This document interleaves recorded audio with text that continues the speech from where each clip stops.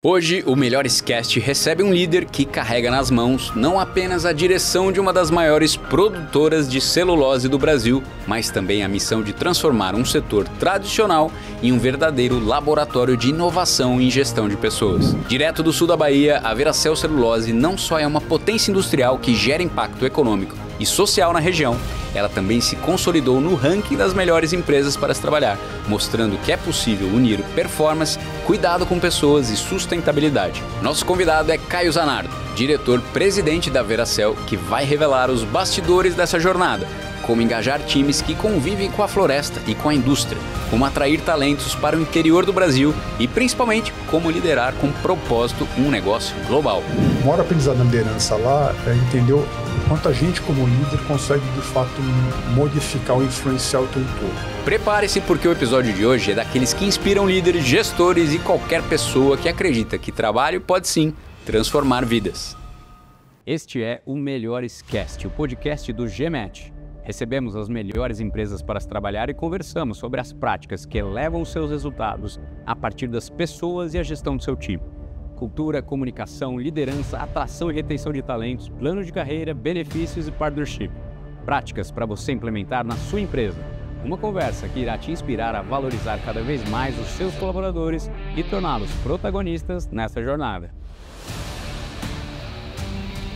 Melhores Cast, conversas que vão elevar a sua empresa para o próximo nível. Este é o Melhores Cast, o podcast das melhores empresas para se trabalhar, onde a gente só recebe empresa que tem e está em ranking de melhores empresas, com gestão de pessoas que entenderam que a gestão das pessoas é o verdadeiro business, que elevam os seus resultados. E hoje eu estou aqui com o Caio Zanardo da Veracel Celulose. Obrigado por estar aqui com a gente, Caio. Obrigado eu, Carlos. Obrigado aí, ó. Melhores Cast está aqui hoje. Prazer poder dividir um pouquinho o que tem feito na Veracel.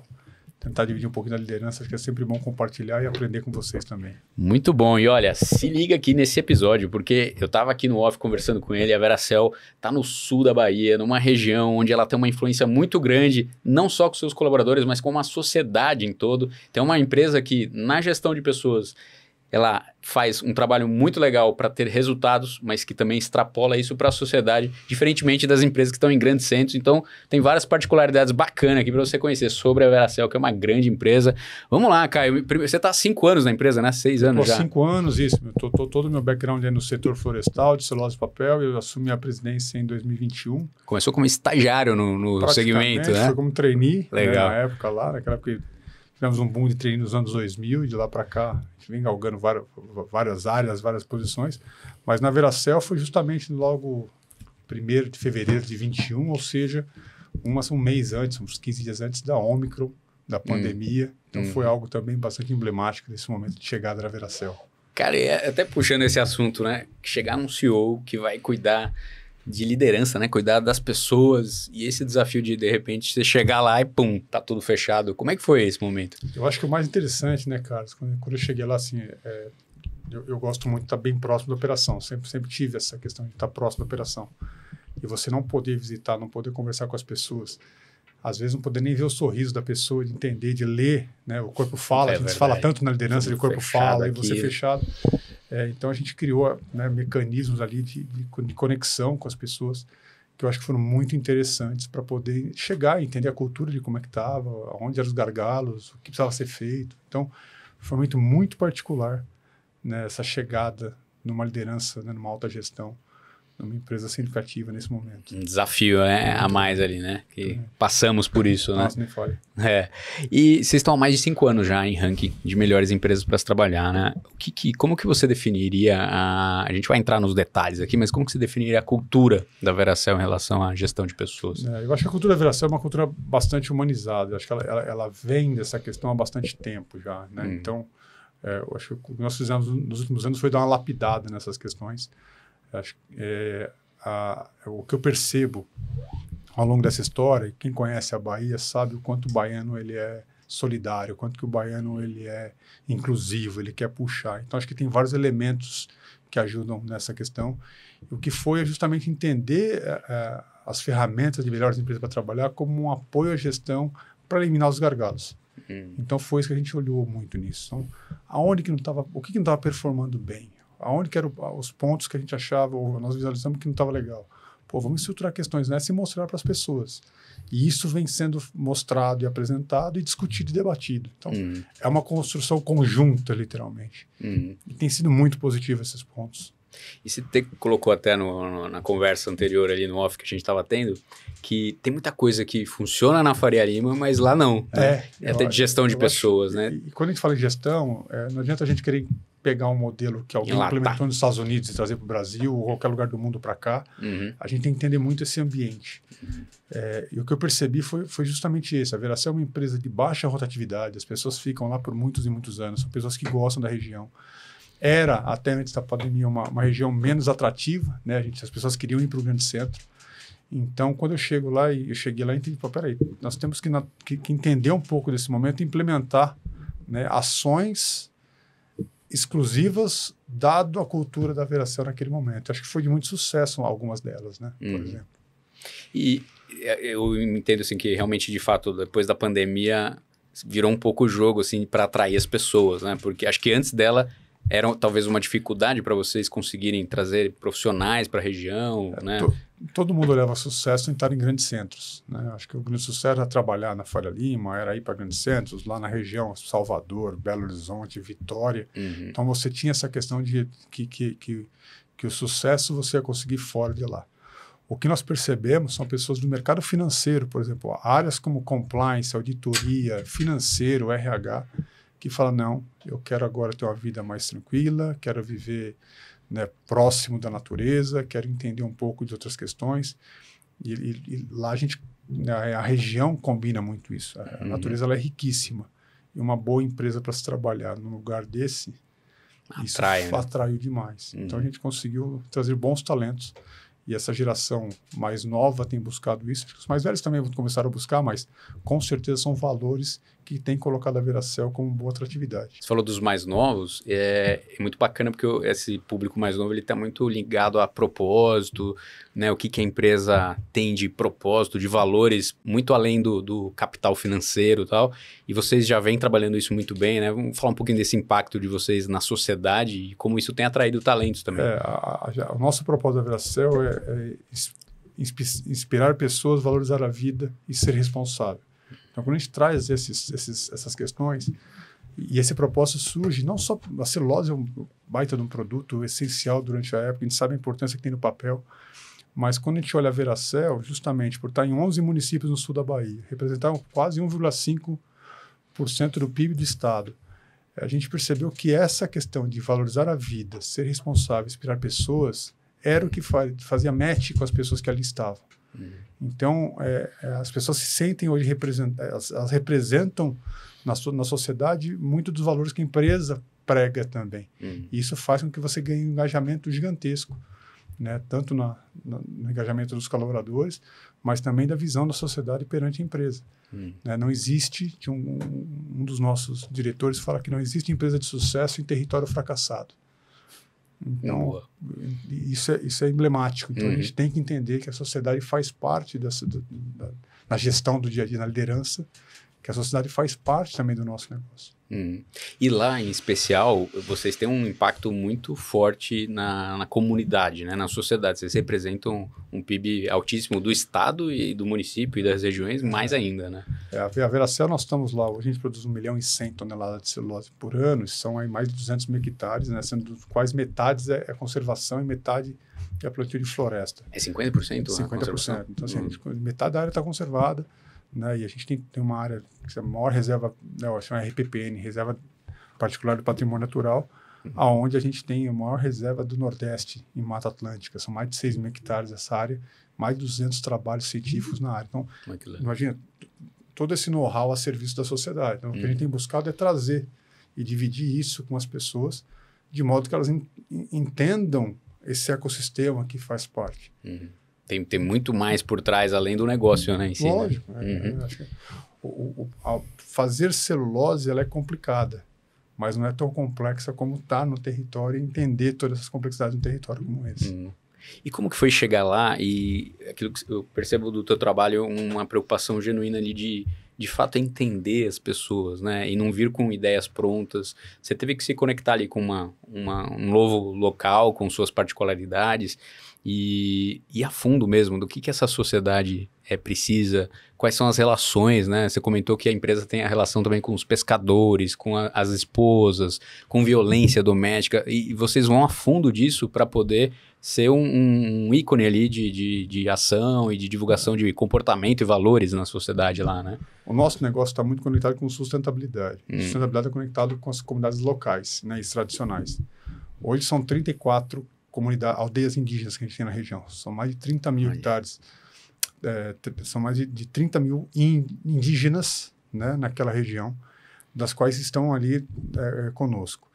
Nós temos mais de 1.500 famílias hoje da agricultura familiar também, né, permeando esse território do qual a gente está. A nossa operação de barcaça, de transporte de celulose, sai do terminal de Belmonte e vai até a Porto Céu, em Aracruz. Então, ou seja, a gente também pega um litoral aí, só na Bahia são 8 municípios, dos quais a gente passa, e tem comunidades pesqueiras também. Então, a gente tem que entender qual é o nosso impacto ao longo dessas cadeias, entender como que a gente estabelece estratégias para apoiar, né, essas pessoas e trazê-las. Então, o fortalecimento dessa sociedade também nos ajuda a entender melhor o papel da empresa e deles na sociedade. Isso que a gente tem feito com todos eles, seja com indígenas, seja agricultura familiar, seja com as marisqueiras, por exemplo, que a gente tem apoio, pescadores, produtores, né, 20% da madeira nossa são produtores rurais também, de madeira. Então, a gente entende esses stakeholders e trabalha em conjunto para fortalecer o território.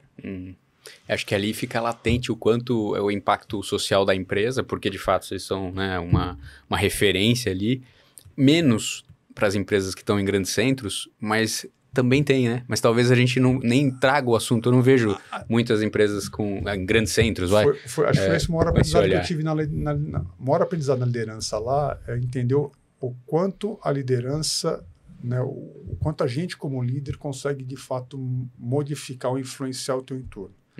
Grandes centros, né, você acaba não percebendo isso. Mas tem também. Acho que lá está latente porque está claro, mas aqui está disfarçado. A correlação, né, fica mais fácil de você visualizar. Aqui você às vezes não percebe o quanto é importante também essas relações das grandes empresas e grandes centros. Sem dúvida. E o Brasil é enorme. Então, do mesmo modo que eu vi isso lá, isso aí tem outros lugares no país que também deve estar acontecendo igual ou melhor do que acontece lá. Né? E de onde veio essa vontade de participar de rankings, de melhorar? Isso já veio como queremos estar no ranking, ou veio como algo natural de um processo que vocês já viram? Eu acho que ele foi natural, ele surgiu muito mais para a gente poder entender como é que estava a nossa liderança interna. Legal, diagnóstico ali. Diagnóstico mesmo. Né, ela surgiu como diagnóstico. Então, né, nós temos hoje aí diferentes áreas, uma área florestal, uma área industrial, uma área de logística, de suprimentos, as áreas mais corporativas. E, obviamente, como que está essa empresa? Como a gente entende essa liderança? Né? Como a gente traça plano de ações individualizados para cada unidade de gestão, célula de gestão? Então, ele vem desse conceito. Obviamente, na hora que você vai melhorando, você começa a perceber a potencialidade de participar. E aí, todo mundo quer ganhar. Então, aí entra no game ali, né? Então vamos, né? A gente consegue. E a hora que você ganha o primeiro, não, pessoal, dá para ser melhor ano que vem. Aonde dá para melhorar. Onde dá para melhorar. Então, e aí nós tivemos aí também outros, né, que vieram surgindo. Né?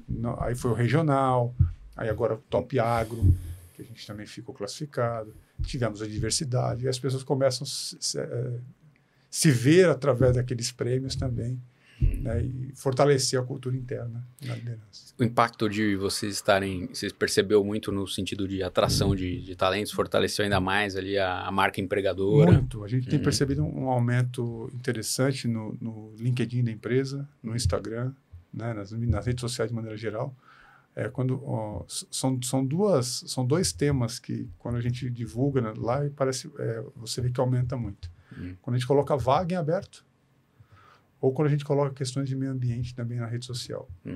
Então, tem um engajamento alto. Tem um engajamento muito alto. Então, e vaga sempre está atrelada à questão, é uma boa empresa para trabalhar. Isso você vê que viraliza e muito mais. Nós abrimos agora uma vaga para técnicos junto, que acho que é uma das ideias de formar pessoas para o futuro, né, na liderança, de técnico de celulose, para 40 vagas, junto com o Senai da Bahia. Foram 1.120 pessoas inscritas.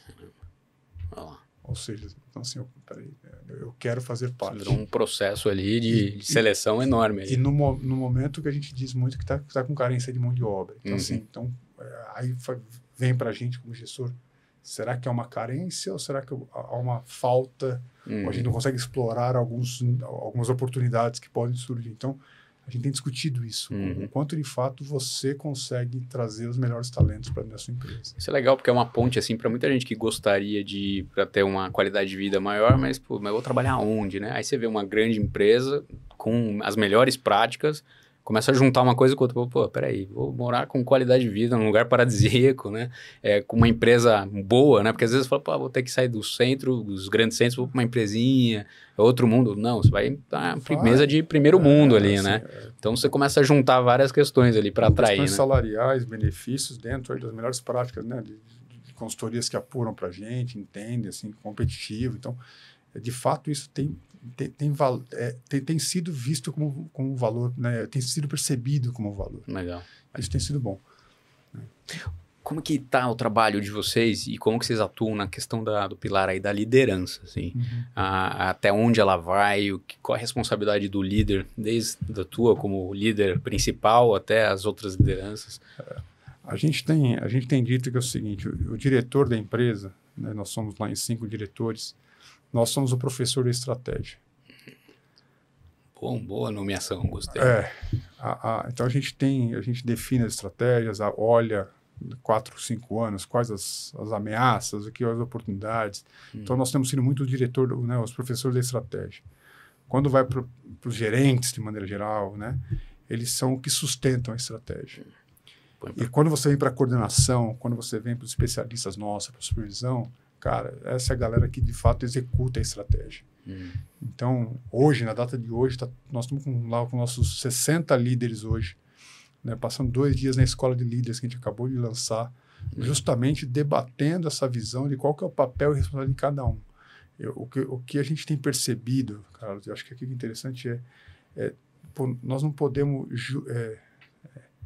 infantilizar, acho que é a melhor palavra, a liderança. Eu acho que por muito tempo a gente às vezes acha que as pessoas não têm capacidade, que não conseguem. Deixa eu ensinar direito. Você fica clara a mensagem, o propósito fica claro. Se você ensinar qual é a estratégia da empresa, aonde a gente quer chegar, a resposta vem. Legal. E é interessante que você colocou, porque assim, de fato, todo mundo alinhado com a estratégia. Né? É isso, né? Não é simplesmente ir lá e fazer o seu, né? Para quem está no operacional. Eu estou fazendo o meu, que faz parte de algo muito maior e eu tenho consciência disso. E eu tenho que entender o porquê que eu estou fazendo. A gente gasta pouco tempo para escutar. Acho que isso é tanto falado. Acho que não tem novidade nas coisas. Acho que tem simplicidade no que tem que fazer a partir de agora. Escuta ativa. Essa semana está tendo CPATR lá e nós tomamos a decisão dos diretores estarem 100% presentes sem nenhuma outra agenda. Não é só abrir a CIPAT. Estar lá, estudando, analisando e vendo e acompanhando presencialmente, né, o que está acontecendo na empresa. E ali você escuta muita coisa. É um momento de contato ali, né, de conexão. Né? Que a gente perdeu, né, porque tudo online 2x2 é fácil. Quantas pessoas você não anda, tem 2 telas abertas. É mais um fone. O quanto que a pessoa está conectada de fato e conversando com as pessoas.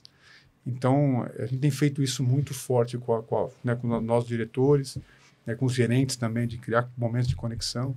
E como é uma área, né, uma área de operação, uma área importante industrial, uma planta química, uma área florestal importante, nós tomamos decisão, de fato, agora, de terça e quarta-feira, não tem reunião. Reuniões grandes, né? Reuniões operacionais, obviamente, tem que ter. Mas não tem reuniões. Vamos fazer agora um meeting agora para poder falar sobre um tema, um webinar. Não. É campo, é operação, e o nosso papel é estar perto da operação. Segunda, quinta e sexta, obviamente, tem questões aí de mais burocráticas, mais, né, treinamento, que fazem parte do processo de qualquer empresa. Mas a gente buscou dar foco, porque senão as pessoas também estão indo para o escritório, estão indo para a fábrica e fazendo reunião. No 2x2. Né? Não faz sentido. Teve um CEO americano, tempo atrás, que ele cancelou, eu não lembro quem é, talvez você lembre, que ele cortou a reunião online, Porque ele falava isso também, que as pessoas não ficam nem olhando mais, né? Então ele cansou disso, falou, não, chega, não existe mais reunião online, é só presencial, né? A empresa já está presencial e ele proibiu online, porque ele falava, eu tô conversando aqui, você imagina se você estivesse falando comigo, eu tava aqui assim, às vezes eu tô com uma outra tela aqui, você tá falando, né? Acontece isso, né? E aí ele proibiu justamente por causa disso. Essa ansiedade, eu acho que a ansiedade, né, essa questão, essa segurança psicológica, as pessoas tanto falam, eu vejo que isso tem acontecido de fato, porque nós estamos sentados aqui nesse momento aqui e tem 10 mil coisas acontecendo. O quanto a gente consegue parar para estar presente, né? O quanto que o celular, o quanto que as questões que estão acontecendo não roubam tempo. Isso acontece com todo mundo e não é uma fé nisso. E o mundo hoje está cada vez mais trazendo estímulos, né, para tirar o foco. O papel da liderança é de falar, peraí, eu estou dando exemplo. Eu estou conversando aqui com você. Né? Você tem meu foco, minha atenção agora. Né? Então, assim, às vezes eu tenho igual filho. Eu falei, infelizmente, mas, filho, agora eu não consigo falar contigo, mas daqui a pouco eu vou conversar. Acho que meu líder é assim também, ó, não dá agora que eu estou com um problemaço agora, mas daqui 2 minutos, amanhã eu falo contigo. E aí você está presente. Então, a gente tem procurado incentivar isso e a resposta é muito boa, porque você tem o feedback genuíno da organização. E a gente fala de tantas questões, né? Acho que liderança, o líder é ainda e segue sendo a pessoa de maior confiança e capacidade de mobilizar a organização. O líder direto, né? Acho que a gente pode comunicar, falar, mas é naquela relação do dia a dia, daquelas 5 pessoas que você mais convive, que você vai ter um núcleo de confiança forte. Então, se a gente consegue criar diálogos, espaço, putz, as coisas têm acontecido. A conexão real mesmo, né? Ali, né? E o pilar do engajamento, como que vocês estão atuando hoje lá e o que... Porque eu vejo a cultura, né? Cultura, liderança e engajamento como pilares ali de gestão de pessoas. Como que vocês estão trabalhando a parte de engajamento em todos os colaboradores? Né? O que a gente tem percebido, assim, o engajamento, eu acho que nós temos que fazer processos. Né? Então, a gente procura fazer reuniões ou encontros ou temas a cada 3, 4 meses com a liderança para criar aquele movimento. Aí você percebe uma resposta forte desse engajamento na sequência, e aí você começa a perceber uma queda. Se não ficar em cima dele. E aí dele... você volta novamente e fala, pessoal, então nós temos oficialmente 2 encontros de líderes ao ano, que a gente encontra no meio do ano e no final do ano, para a discussão, né, de como a gente está nos primeiros 6 meses e como a gente está no final do ano, como a gente fechou o ano. Mas a gente também aproveita para poder, ao longo desse período, de provocar questões e temas relevantes. Exemplo, segurança do trabalho. Uma planta química ela é muito relevante. Como a gente cria esses movimentos de embaixadores ou pessoas engajadas com esse ponto e você traz as pessoas com temas relevantes sobre isso. E eu né, semana da boa conduta, semana de diversidade e inclusão, né, semana de cibersegurança, que é algo super importante, né, numa planta nossa hoje conectada com sistemas. E a gente vai trazendo esses temas à tona, né, ao longo do ano, que já traz, e a liderança vem nos encontros, em processos pré-estabelecidos, para a gente poder tentar manter essa alta performance. Vocês gerem florestas inteiras, né, para produzir celulose, né? O que a natureza ensina a vocês em relação à liderança e gestão de pessoas? Eu acho que a gente tem que mimetizar a natureza. Né? Muitas das coisas que acontecem, se a gente puder entender a natureza, eu acho que ajuda a gente. Né? A gente tem as 4 estações do ano. O ser humano também tem várias estações ciclos, ao longo do ano. Então, ou seja, você está bem-humorado, você está mal-humorado, você está feliz, você está descontente, alguma coisa acontece. Então, eu acho que a gente consegue fazer bastantes analogias. Uma visão sistêmica, né? Nem tudo você controla. Tem coisa que tem hora que chove, tem hora que não chove. Então, eu acho que a gente, às vezes, é muito cartesiano nos processos, imaginando que 2 mais 2 vai ser 4, e é 4, mas não necessariamente ao longo de um processo longo você consegue entender que, né, se você chegar nesse 4 dessa maneira tão simples. Eu acho que isso que ajuda, porque são coisas que transcendem o dia a dia de um profissional, que estão impactando. Hoje nós não tem hora do trabalho e hora de casa. Né? Isso acho que é meio clichê, todo mundo fala isso, mas é fato. Assim, as pessoas elas estão 100% conectadas hoje. Né? Acho que por mais que elas acabem o expediente, você está conectado com a empresa em maior ou menor grau. Quando você está na empresa, você também está conectado com as coisas fora. E isso acho que a natureza ensina muito, que a gente está conectado. Realmente dá para trazer muito ensinamento ali, né? De pessoas, de ciclos, de tudo, né? Interessante. Cada um de um jeito, enfim, aí a gente vai... Acho que tem coisas que precisa esperar para crescer, florescer, tem um ciclo, um tempo para maturar as coisas, né? Isso serve para tudo, né? Sem dúvida. Tem momentos. Cara, no setor que vocês estão, que é extremamente competitivo e globalizado, né? Como que você mantém uma cultura forte sem perder a questão da disciplina industrial ali, né? Uma planta como a nossa roda 92% de disponibilidade. Então, se a gente para durante o ano inteiro, são só 10 dias no ano. Cara. Na verdade, são a cada 18 meses, a gente para 10 dias para fazer a parada geral, que na verdade não é uma parada, porque são 3 mil pessoas adicionais para poder justamente fazer a manutenção da fábrica e todas as questões. Então, a gente roda realmente no estado da arte em relação a isso, em alta eficiência. É uma empresa com risco, né, industrial muito grande. Nós temos lá vaso de pressão, bastante complexo, com todas as seguranças que tem. Então, o que eu percebo para a gente poder manter, né, essa empresa rodando, é muito importante que as pessoas tenham consciência, né, do seu papel ali dentro. Uhum. É uma empresa onde eficiência operacional, ela traz redução de custo e ela traz estabilidade.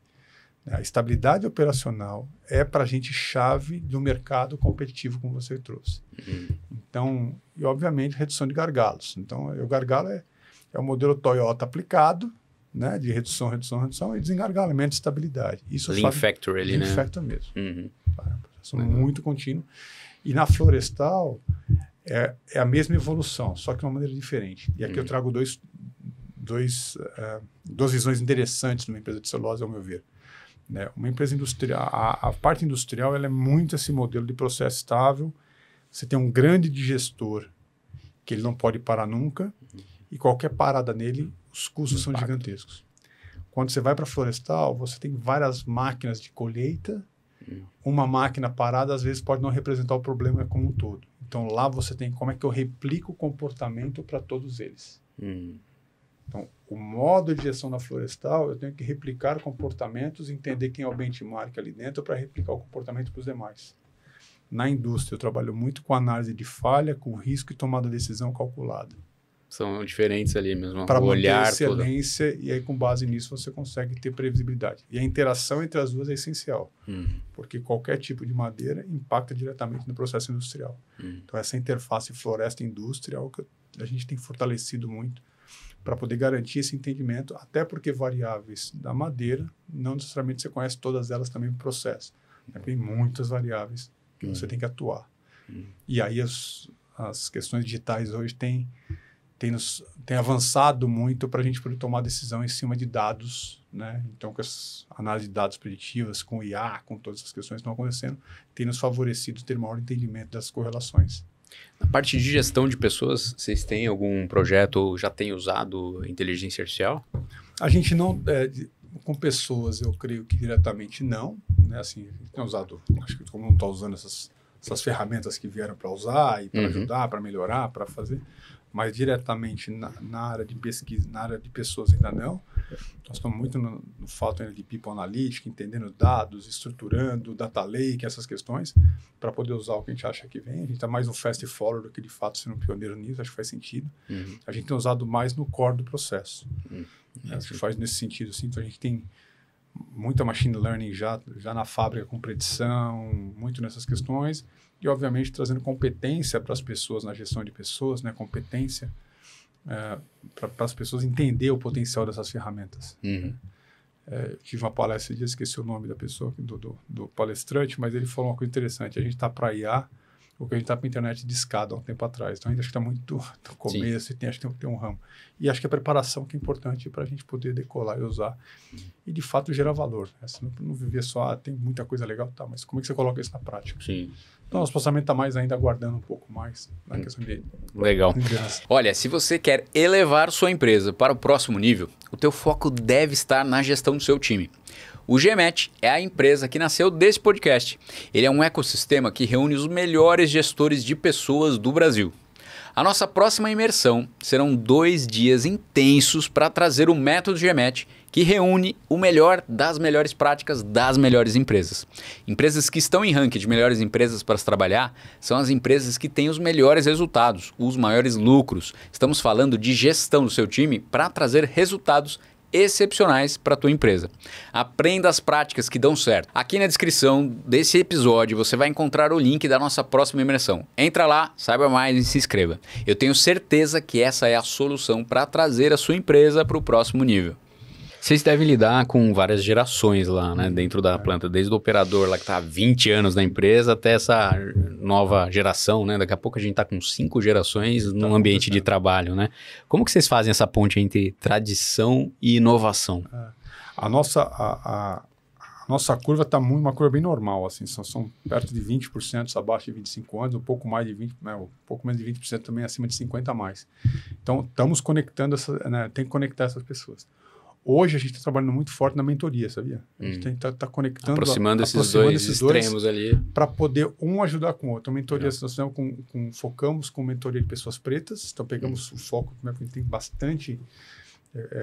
aproveitamos a Comissão de Diversidade para isso, então fizemos um MVP com pessoas pretas e esse ano estamos expandindo para todos os grupos minorizados, inclusive geração, para poder conectar com as pessoas mais velhas e outras pessoas e aprender com essa questão cruzada. Legal. E tem dado um resultado gigantesco, porque, mais uma vez, a gente não conhece tudo e quando você escuta a história do outro, isso tem ajudado muito na inovação, no modo de pensar, né, de como usar ferramentas que eu não utilizava, como apoiar, ou como deixar de errar, porque eu já passei por isso várias vezes. Uma fábrica como a nossa, alguns eventos aconteceram 10 anos atrás na fábrica, e aí eles demoram, né, para acontecer novamente. E essa pessoa com mais tempo de casa fala, passou por alguns ciclos, que isso aqui pode dar problema de novo. É muito bom, né, trazer, há muitos falando sobre conflitos de gerações. Quanto mais a gente puser para conversar e trocar, melhor, né? Não tem conflito. Conflito sempre existiu e vai existir, mas trazer para a troca é essencial. E hoje, mais do que nunca, né? Porque você tem cada vez pessoas mais velhas trabalhando, que vai acontecer muito, né? E a galera jovem aí trazendo coisas, né? Essa troca aí, todo mundo ganha, né? E a humildade, acho que é importante trazer a questão não só da empatia que a gente fala, mas da humildade de poder escutar as pessoas mais velhas. Deixa eu ou aprender. Vice-versa. Entender que você pode aprender com o cara e ele também com você. E aquele que já viveu muito, que ele não sabe tudo, que ele ainda pode aprender com as pessoas mais novas, e o inverso também. Tem um caso interessante, que é até particular, que eu era moleque, 14, 15 anos, e eu questionei meu pai sobre o negócio. E aí meu pai, não, você tá errado. Né? Até o dia que ele virou a Discovery Channel que eu estava certo. E ele tava, filho, você me desculpa. Ah, legal, ele reconheceu. Meu pai era policial militar, aquela cara... E ele falou ao contrário, desculpa, você tem razão. Isso ficou marcado para mim. Então, acho que quando a gente está na liderança, né, acho que reconhecer o erro, se eu tomei uma decisão não estava certa, ajuda a pessoa que também está chegando agora a falar, faz sentido. Um cara mais velho com experiência, realmente você tinha razão naquilo. Então, a gente tem provocado, né, esse ambiente seguro para poder ter essas questões. E aí, obviamente... Quando você tem melhores empresas para trabalhar essas questões, eu acho que isso favorece essa cultura das pessoas serem quem elas querem ser, poder falar o que elas pensam. Isso cria um ambiente gigantesco de inovação. Muito bom. Você sabe que você começou a dar o exemplo do teu pai, e antes eu estava pensando, quando a gente estava falando de gerações, eu lembrei de uma conversa que eu tive essa semana com o meu, né? Eu liguei na segunda-feira para falar com ele e tal, e aí ele falou, você tá bem e tal? E era um dia que eu tava, assim, com um monte de problema, foi um dia pesado, assim. E aí eu falei rapidamente, não entrei no detalhe, mas expliquei para ele, aí no dia seguinte ele mandou uma mensagem, e ele já tá aposentado, né? Ele falou assim, eu sei que eu já tô fora do mercado e tal, mas conta comigo, né? E aí agora eu preciso falar com ele, não, vamos embora, vou dividir com você, porque é isso, já passou por muita coisa, né? É claro que ele não vai entender o mundo que eu tô vivendo hoje, com o que a gente tá construindo, mas ele sabe de muita coisa e tem que aproveitar essa troca. Né? Minha mãe é contadora, né? Minha mãe é contadora também e já tá aposentada, tenta aposentar, mas não aposenta, porque ela adora ficar, tá? Então imagina só ela pegar uma reforma tributária agora, coisa que ela ficou 40 anos, ótimo, agora vai acontecer. E aí ela tá agora empolgada em querer aprender e ela conversa com outras pessoas e fala, olha pessoal, porque lá atrás era assim, foi assim, teve o plano tal, mudou, o Brasil mudou, mexeu, passou por tanta mudança. O pessoal que é mais novo fala, nossa, olha, então assim, a experiência a gente tem que dividir. Sim. Qual que foi a decisão mais difícil em gestão de pessoas que você tomou, mas que fez a diferença? Nossa Senhora. Essa é uma boa pergunta, hein? A gente toma tanta decisão. Tem tanta decisão que é difícil, né? Assim, nenhuma agrada a todos, né? Não. Eu acho que é muito complexo. Eu acho que mais recentemente, eu tomei uma decisão acalorada que eu acho que não... Depois eu percebi que não fazia muito sentido, mas é uma decisão não tão estratégica, mas que me deixou emblemática nesse conceito de reconhecer o erro. Que eu falei, não, pessoal, a gente tem treinamento obrigatório e a gente estava com treinamento obrigatório atrasado na empresa. E falou, não, nós não vamos pagar o bônus de meio de ano para ninguém enquanto não decidir esse negócio. Então, eu fui meio autoritário e tal. E foi. Só que eu esqueci que eu era presidente. Então, assim, ou seja, eu também estou dentro dessa bolada. E ok. E assim, e a gente atrasou. E aí o pessoal falou, cara, você foi muito forte, tal. Mas é uma questão muito pontual. Mas me fez refletir sobre o que a gente falou, assim, de falar, pô, eu devia ter pensado melhor com as pessoas. Mas na minha história, eu acho que uma das decisões mais complexas que teve, e essa foi muito estratégica, em dado momento, a gente teve na crise de 2008, que fechava a operação no Rio Grande do Sul. E aí você tinha que fechar a operação. Na época, obviamente, eu era coordenador, não era presidente na época, né? Faz bastante tempo. E naquele momento, né, tem um grande amigo que, hoje amigo, na época chefe, que falou, ó, olha a operação aqui, porque fecharam operações no Mato Grosso do Sul e nós fomos para o Rio Grande do Sul fechar a operação de lá. Estruturar uma operação dessa, onde você tem um impacto na vida de 180 pessoas, na época era muito grande. Uma decisão grande, 180 colaboradores. Colaboradores. Então aí você pega as famílias, é muito mais. E a hora que você toma uma decisão como essa, sabe, cara, você percebe o impacto que pode causar, você fica muito preocupado em executar uma decisão como essa. E o inverso é verdadeiro. Quando você reconhece que você fez bem feito, as pessoas te respeitam, entendem o motivo pela qual você tomou aquela decisão, isso te ajuda bastante, assim, te deixa mais confortável das decisões que tem que acontecer. Né? Acho que durante a pandemia também nós tivemos que tomar decisões muito drásticas e duras durante a operação. Quer dizer, você tem que fazer as coisas acontecer, você tem que tomar decisões que você não sabe ao certo que vai causar. E eles tiveram vários momentos de decisão difíceis que você senta, discute, fala, cara, faz sentido ou não faz sentido? Vamos ver. Né? Então, e eu sempre procurei tomar decisão tentando escutar o máximo de pessoas possíveis. Mas a cadeira de CEO ela é isolada. Então, assim, depende de você tomar decisões. Crises que a gente teve também e acontecem. Mas tem bastante casos assim que estão agora. Cara, para você ser CEO, qual que é o papel fundamental de um CEO de uma companhia? Eu acho que você tem que trazer para a mesa, né, você tem que trazer para a sua cabeça quais são os riscos e a oportunidade de toda a organização. Pelo menos no setor que eu estou, a gente tem que estar o tempo inteiro analisando quais são os riscos iminentes que podem tirar as suas vantagens competitivas. O setor nosso, o setor de celulose, ele é um setor que a gente programa daqui 30 anos. É um setor que a gente pega, por exemplo, todos os dados climáticos do IPCC e modela o crescimento dessa floresta e a sustentabilidade das nossas áreas daqui 30, 40 anos. Para entender qual que é o risco e a oportunidade que isso pode ter. Então, eu vejo que o CEO é aquele que consegue ter a sagacidade de entender esses riscos e implementar para dirimir com que eles aconteçam. Né? E as oportunidades que ali estão surgindo, você consegue trazer e mobilizar as pessoas a fazerem aquilo que é importante para aquele momento. Então, essa visão estratégica, traduzir para o tático, estabelecer o que de fato é visível. E aqui me permite. Eu acho que essa é uma hora, porque às vezes a gente olha o estratégico, é difícil você trazer e conectar para a prática. Como é que você faz esse cascateamento? Como você traduz toda a visão, esses riscos que você está vendo em atitudes pragmáticas e práticas para as pessoas começarem a executar?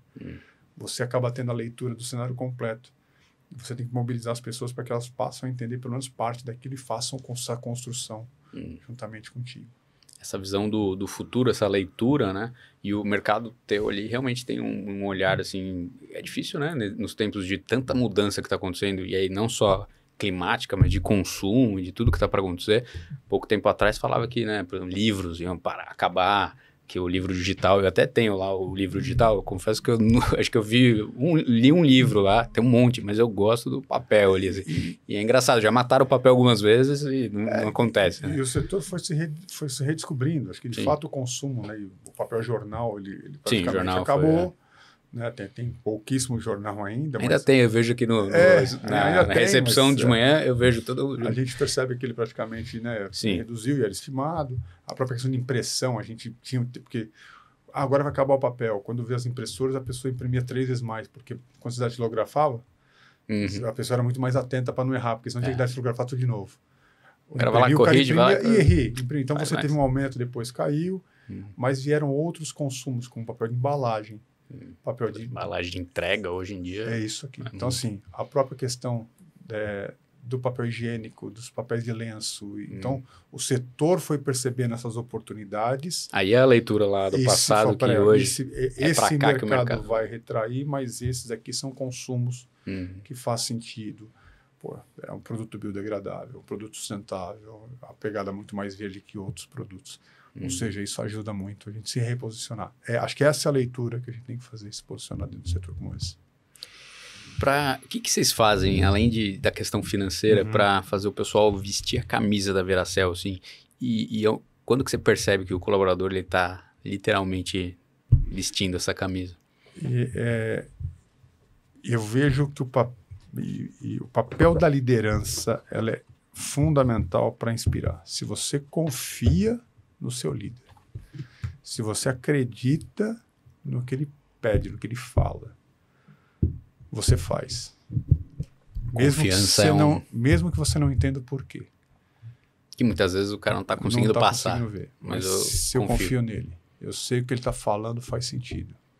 Então, criar essa confiança tem sido um dos principais pilares de atuação que eu tenho feito junto com a Veracel, de mostrar que, olha, confie na gente que as coisas vão dar certo. No começo as pessoas são céticas, mas a hora que ela começa a perceber que o movimento acontece... Se o resultado vem a confiança chega e fala, porra, não é que ele tinha razão mesmo? Não é que faz sentido? Não é que essa loucura não é tão loucura? Então, eu levaria muito para esse lado, sabe, Carlos? Acho que a confiança, de fato, é a base dessas questões. Muito mais do que dinheiro, ele é bom, momentâneo. Lógico, todo mundo quer. Sim. Né? Mas a gente sabe que isso motiva as pessoas, ou engaja as pessoas momentaneamente. Um ambiente onde as pessoas podem falar o que elas pensam. Putz, acho que isso cria muito segura, engajamento. São vários tipos de salário, né? Sem dúvida. Salário emocional, a gente fala salário emocional, é algo que tem sido debatido e trazido à tona. É isso, a pessoa está emocionalmente tranquila ali, cria um engajamento muito positivo. E é o que você comentou ali, acho legal essa coisa da confiança, porque é um dos fatores de análise, né? Quando você confia no teu líder. E a outra que é bacana, que eu acho que vocês devem ter um case bem legal lá, é esse orgulho de pertencimento. Orgulho de pertencimento. Né? Você comentou que o colaborador, quando ele está na cidade circulando com uniforme, as pessoas olham ele e falam, pô, o cara é da Veracel, né? Tem um crédito, tem toda uma imagem. A pessoa chega a ter crédito no mercado. Olha lá. Por estar com a... esqueci a carteira. Né? Não, fica tranquilo. Você trabalha na Veracel, você tem crédito aqui no município. Olha que legal. Então, olha para onde passa, né? E isso é... o orgulho de pertencimento, acho que vem por aí. Quer dizer, pô, a pessoa quando coloca... E a gente tomou essa decisão. Foi interessante que a gente começou a discutir. Mas uniforme, mas pô, fica todo mundo igual. Não, vamos deixar as pessoas mais livres. Cada um coloca a roupa que quiser, usa do jeito que quiser. A gente percebeu que as pessoas gostam de usar uniforme. Querem, né? Querem usar uniforme. Porque é o pertencimento. Ali, né? O orgulho, então, né? Então, hoje, o presidente, todos, inclusive, eu só hoje que eu tô aqui porque eu tô contigo, mas todo dia a gente utiliza uniforme e, assim, é uma marca importante, um valor que as pessoas têm por pertencimento, por orgulho. E engajamento vem na sequência. Não tenho dúvida. A questão da sustentabilidade é o próprio negócio em si, né? Mas como que vocês fazem para usar esse discurso ambiental para também ser um fator motivacional para o time? O pessoal fala muito, acho que o setor foi bastante questionado no passado sobre essas questões, mas o setor tem feito, né, um trabalho já há mais de 40 anos para mostrar, para ter hoje né, a gente, como é uma cultura de longo prazo, são 7 anos para colher uma floresta, você tem que ter precisava de fatos e dados para poder fazer, você não consegue ter os mesmos dados em 2, 3 anos. Logo, a gente demorou bastante para poder falar. E hoje o setor está muito seguro em poder dizer todas essas questões de sustentabilidade. Então, seja na água, eucalipto seca-solo. Nós temos experimentos lá que mostram que o consumo da nossa floresta ela é a mesma de qualquer mata nativa. Ou seja, se for uma floresta nativa, a gente está equivalente nessas questões de área. Eu costumo dizer que um prédio mal construído cai, uma floresta mal feita também causa dano. Então, você tem as funções, áreas técnicas para poder fazer isso bem feito. Então, hoje eu sou muito seguro com a parte ambiental, com vários trabalhos que a gente tem. E nós, a própria empresa, é o mais interessado nisso. E vou trazer aqui um paralelo que eu acho que é interessante. Um dos maiores custos que nós temos hoje dentro da cadeia nossa, né, de celulose é o custo de transporte. Então, qual o interesse que teria uma empresa de celulose, que hoje uma fábrica nova está na casa de 20 bilhões, 25 bilhões uma fábrica nova para ser feita? Qual o interesse de você investir 25 bilhões em uma planta industrial, né, de um novo parque, acabar com o solo. Acabar com o solo, com tudo e aumentar o raio médio? Então, não faz sentido algum econômico também nisso. Então, acho que esse é um paralelo importante de trazer. Mas isso vem da cultura antiga nossa de desmatamento, onde as pessoas montavam pequenas serrarias, colhiam a madeira boa, migrava a serraria para outro lugar, abria novas fronteiras. Eu acho que tem ficou enraizada essa visão. Alguma conexão dessa que a floresta desmata e você tem que avançar. Não é nada disso. Então, hoje a gente tem monitoramento do solo, eu falo que tem um hemograma do solo, um hemograma da planta, né, fazendo analogia aqui, que a gente consegue entender completamente todas as nossas áreas, como é que está de nutriente, como é que nós estamos de carbono, como é que está o estoque. A gente gera estoque de mais de 1,6 milhão de estoque de toneladas de carbono por ano de estoque. A gente tem aí, a gente fez um trabalho mais recente, deve estar para ser publicado agora, de comparação da biodiversidade numa mata nativa com as matas que entremeiam as nossas florestas. Você não vê diferença significativa em termos de animais. Então, assim, tem muitas coisas boas para falar. E como que você traz isso para essa questão da sustentabilidade, para a questão do trabalho de pessoas ali? Porque eu acho, aí aquilo que a gente fala, quando você fala que ser responsável, valorizar a vida, nós criamos um programa, por exemplo, como é que você conecta o cara da pessoa da fábrica com isso, ou a pessoa do campo com isso? A gente criou Amigos da Fauna, é um bottom. Se você avistar algum animal, alguma coisa conectada na fábrica ou no campo, você tira uma foto, você ganha um bottom, você é Amigos da Fauna. E a pessoa fala, pô, eu também pertenço a essa sustentabilidade. Eu também estou ajudando com isso. Ele percebe o pertencimento do ciclo. Ali. Agora, em outubro, a gente tem o Vem Passarinhar com as famílias. A gente leva os filhos, as esposas para as nossas áreas para avistar as aves que ali tem na Bahia, que são várias. Acorda cedinho, de manhã cedo, no café da manhã, e caminha pelas áreas nossas para poder ver os pássaros e catalogar quais pássaros são. Que legal. Então, essa conexão com a natureza, com a sustentabilidade, quando você tem o teu filho, né, ou o seu pai trabalhando numa empresa, sua mãe trabalhando numa empresa, que você vê a sustentabilidade, você passa a ser, fala, peraí, isso é real, isso é verdadeiro. Né? Então, essa é a conexão da pessoa. E aí você engaja porque a pessoa quer fazer o bem. Ninguém quer desmatar, ninguém quer fazer errado, todo mundo quer fazer o certo. Você vê na prática isso acontecendo. E a gente tem muitas áreas para poder mostrar isso. Muito bom, muito legal. Cara, conversa boa aqui. Para encerrar, eu queria te fazer uma última pergunta aqui. Se você tivesse que deixar uma lição para os líderes que querem transformar uma indústria em referência de cultura e engajamento, vocês vendem um case muito legal da parte de indústria, mas a indústria é um lugar duro, um lugar muitas vezes masculino, difícil de trazer o soft skill, né, a conexão e tal. Muitos industriais estão com esse problema hoje. Queria ouvir o que você diria aí para a liderança de indústria. Para mim, o meu maior aprendizado ao longo desses 5 anos, literalmente, foi criar canais de comunicação direto com a base da organização. Eu acho que poder ter escutado as pessoas, entendido como que é o dia a dia dessas pessoas e se colocar à disposição de servi-las também, foi algo muito importante nesse processo de criar essa humanização na cultura da Veracel hoje. Acho que esse foi o principal ponto de destaque que eu vejo. O mundo está mudando muito rápido. As coisas mudam todo dia. Criar uma empresa com capacidade de tomada de decisão rápida só vai acontecer se as pessoas estiverem dispostas a poder falar e falar assim, eu consigo ter contato com o presidente, eu consigo ter contato com a alta liderança, eu consigo falar o que eu penso. Porque a gente vem muito uma cultura de ordem e comando, achando que chega. Isso também é necessário. Nem todo mundo vai estar numa cultura dessa de não, vamos falar, vamos pensar. Isso é super relevante. As pessoas têm que entender a estratégia. Professor da estratégia, né? Sustenta a estratégia, executa a estratégia. Agora, se nós não gastarmos tempo para entender como é a nossa organização, nós não vamos tomar boas decisões. Ser um canal de via dupla ali, né? De poder comunicar e ouvir. Cara, eu acho que isso foi o que eu mais pude perceber. Até pela situação que eu te falei no começo. Cheguei no momento de fechado, eu falei, preciso conhecer essa organização. E eu percebi que as pessoas que estavam lá 10, 15 anos, 20 anos, nunca tinham falado com o presidente até então. As pessoas têm orgulho de falar. Olha só. Percebe que o presidente é gente como a gente. Que você também é ser humano, que você está feliz, que você está triste, que você está alegre.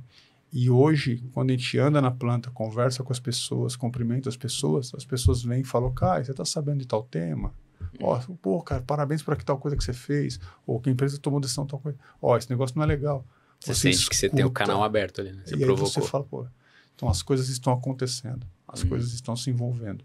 E eu vejo isso como um valor importante para uma área industrial, que é como você falou. A indústria, a gente anda muito no limite técnico. O limite que eu digo é o seguinte, assim, normalmente as indústrias, de maneira geral, são focadas na alta eficiência. A gente não tem tempo para errar. Então, assim, a gente precisa, então não dá para assim, vamos agora fazer um momento criativo. A decisão acontece a todo momento. Mas não é isso que te faz que você não pode ter momentos de descompressão e conversa com as pessoas para poder entender o que está acontecendo. Provocar esses espaços ali, tem né? Que ter. Sem atrapalhar a produtividade. Você consegue lidar. Uma vez que as pessoas sabem o que tem que fazer, elas entendem esse papel na organização, você encontra espaços para poder deixar a organização retroalimentar o sistema. Legal. Estão com vagas abertas aí? Temos. Como é que faz lá? Veracel.com? Veracel.com.br, a gente está lá também. Fiquem à vontade para poder entrar lá. Olha, eu acho que algumas pessoas aí que estavam pensando em morar num paraíso lá, já tem uma empresa. Eu recomendo, pessoal. Você morou muito tempo lá, né? Agora você voltou. A gente voltou, uma questão mais particular, mas eu estou toda semana para lá. Também temos. Como é que foi a experiência de mudar para lá? Assim? É maravilhosa. Eu acho que assim, eu digo que a Bahia tem ela tem uma atratividade, acho que todo mundo que vai para lá já passou por lá, sabe o quanto que a Bahia encanta. Né?